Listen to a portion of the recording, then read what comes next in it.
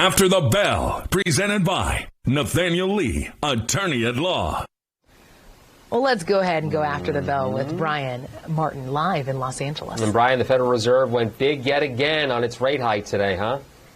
Good evening, Phil and Alexis. Yeah, the Fed boosted that rate, Phil, by another 75 basis points, as pretty much everyone expected they were going to do. That now pushes the rate to the highest level it's been in 15 years, right near 4%, which of course makes bank and car loans more expensive. Investors, though, are happy to see the Fed is still very serious about fighting inflation. Here's even more good news. The Fed hinted it'll begin easing its aggressive stance, at least eventually. Many economists think, though, we'll see only a 50-point rate hike coming up in December. More bad news, though, the go slow approach. The rate hikes might continue for a little while. The markets reacted in kind. The Dow fell today 505 points. Ford sales in October fell 10%. The automaker blames supply chain issues that are delaying shipments to dealers. Ford sold only 158,000 new vehicles last month, compared to 176,000 during the same month the year before.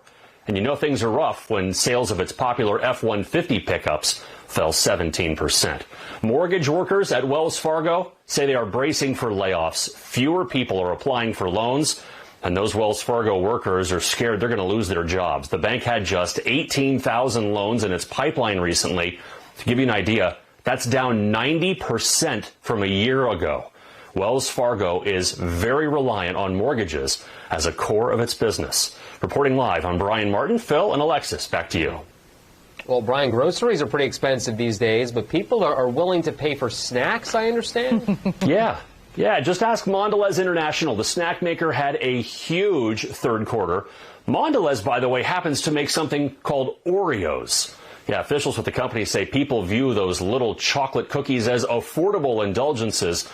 And customers aren't settling on those cheaper versions of Oreos, the no-name brands. They're paying full price for the real deal, the road-dippable treats that they're out there. So, of course, the company says they plan to raise prices next year, but who knew Oreos were, in fact, recession-proof, guys? I love Oreos. Literally, he has his own stash in the newsroom, Brian. It's bad. You take them open, you combine them into a super Oreo. It's the best. So many things you can do with an Oreo. So Brian, many. thank you very much. We'll talk to you tomorrow.